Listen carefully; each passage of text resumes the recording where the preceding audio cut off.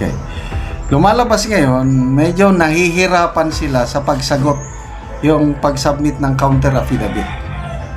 At ito ang wow trending. Boying Remulla at mga kasama nito sa pagkidnap kay former President Rodrigo Roa Duterte humingi ng another 10 days extension patungkol sa hininging apidabit ng ombudsman. Hindi daw sapat ang 10 araw kaya humingi pa ng another 10 days extension.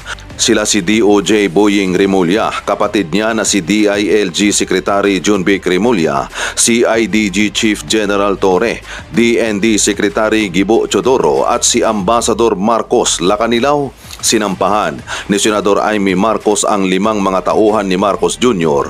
para madala si former President Rodrigo Roa Duterte sa ICC sa The Hague, Netherlands. Kahapon nga ay sinabi ni Senador Amy Marcos na ang gobyerno ngayon ay hindi Marcos. Ang gobyerno ngayon ay Romualdez Araneta.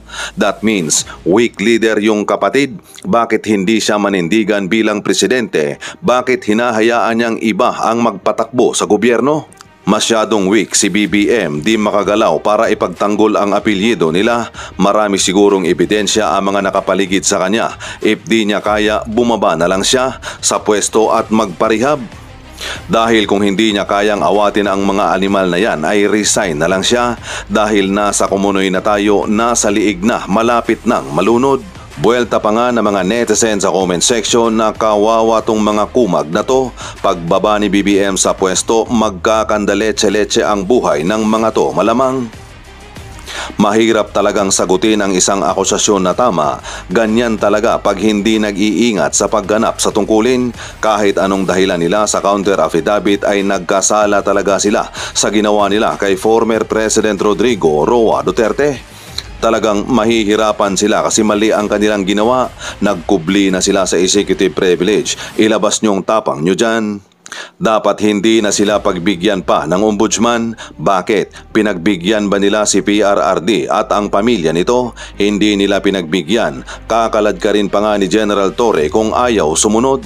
Bakit sino ba sila above the law? Hindi na dapat pang bigyan ng another extension si former President Rodrigo Roa Duterte nga ay hindi nila binigyan ng pagkakataon na dipinsahan ng kanyang sarili dito. Bakit sila bibigyan ng extension? Bakit hihingi sila ng extension sa kanilang counter affidavit nung humiling si former President Rodrigo Roa Duterte sa paraan o proseso ng pagdadakip sa kanya ay di siya pinagbigyan at agad-agad na ipinalipad sa dahig? Dapat bang pagbigyan ang hiling ng mga kidnapper? pag-usapan natin ngayon ang collective action ng 5 kinasuhan ni Senator Amy tungkol sa pag-aresto kay PRRD. 2 Secretary Remulla, 2 General Marbel Torre at saka 1 Ambassador Lacanilaw. Okay. Lumalabas ngayon, medyo nahihirapan sila sa pagsagot yung pag-submit ng counter affidavit. At nag-meeting muna sila. Ng meeting, napagkaisa na mag-request sila ng 10 days extension.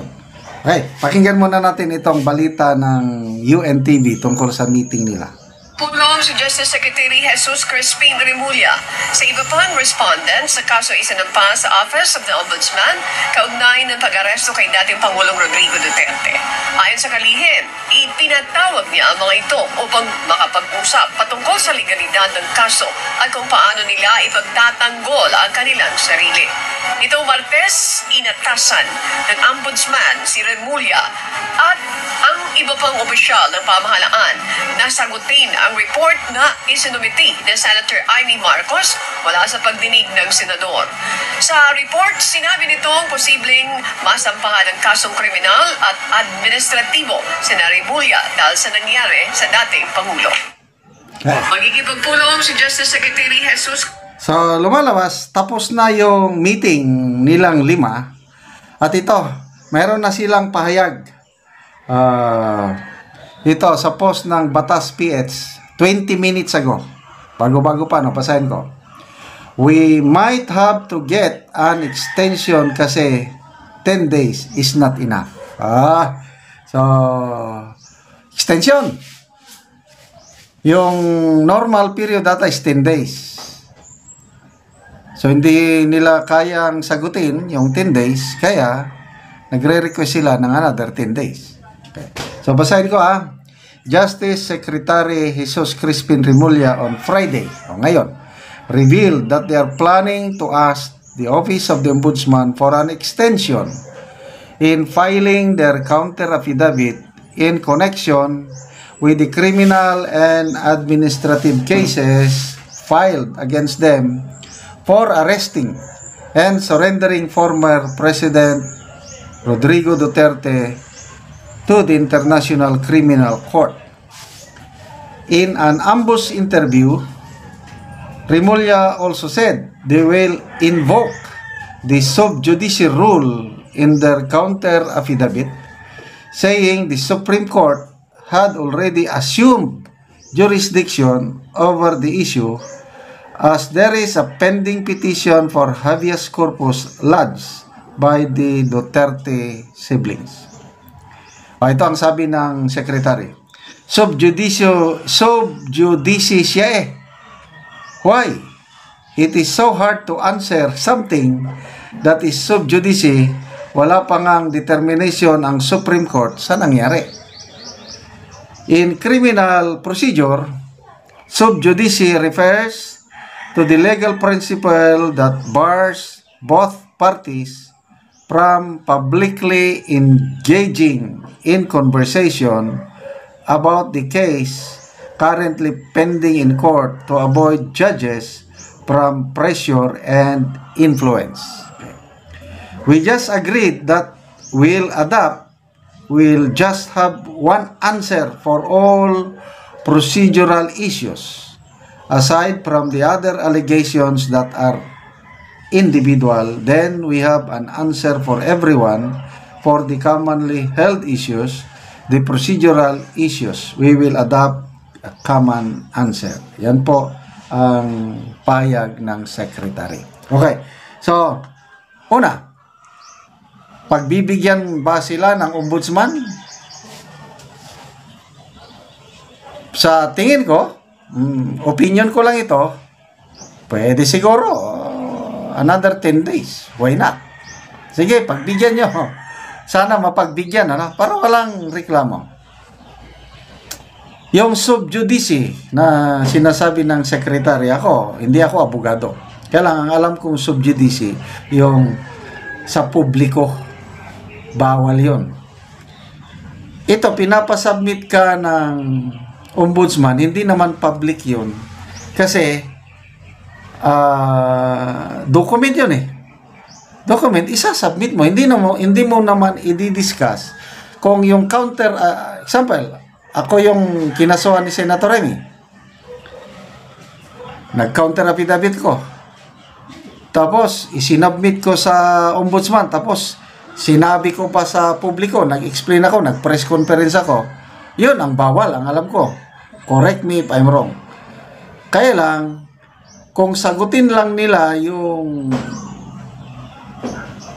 naisampang kaso, counter affidavit, wala, tahimik lang sila, palagay ko, hindi yun sub judice. Anyway, opinion ko lang yun. Okay. Ito, maganda yung sinabi niya na may common answer sila sa procedural. Tapos, yung individual issues, kanya-kanya na silang sagot. Which is correct. Now, yung sinabi niyang under na ng Supreme Court, problema yung habeas corpus petition na naisampa sa Supreme Court, tumahimik naman. Parang wala na I'm sorry I have high respect sa Supreme Court. Kailan ang tagal na nun? I don't know kung aasikasuhin pa yon ng Supreme Court. Kaya ako, personal ito, opinion ko lang, nabuhayan ako ng loob dito sa ginawa ni Senator Amy at kanyang committee.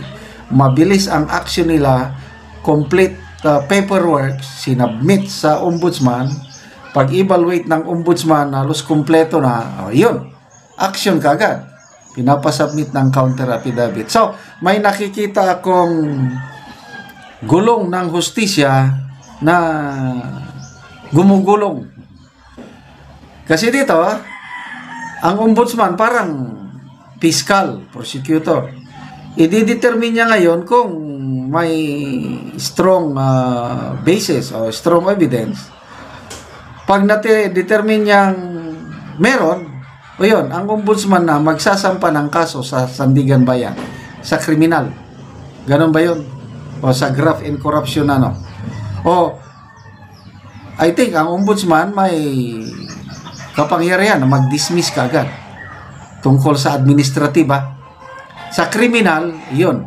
Yung criminal aspect, yun, lalo na si General Torre, marami siyang criminal liabilities, yung pinapaliwanag noon ni na Senator Alan Peter Cayetano, yung arbitrary detention, yun. Matatamaan siya doon, kaya yun, criminal aspect yun. So, administrative naman, yung pwede silang ma-dismiss from the service, depende sa determination ng ombudsman. Kaya, salamat sa ombudsman, salamat kay Senator Amy Marcos. Hindi kami nagkamali. Yung pamilya namin o grupo namin, isinama namin dyan si Senator Amy sa aming sample ballot. Yan, yung Duterte, nandyan Tapos, Marcos Amy, Camille Villar. We have distributed more than 6,000 itong sample ballots na ito, and ang mga kaibigan namin talagang tuwan-tuwa na nabigyan namin sila nito, and they committed, boboto sila Duterte plus 2, Villar and Marcos. Okay. Salamat mga kaibigan sa inyong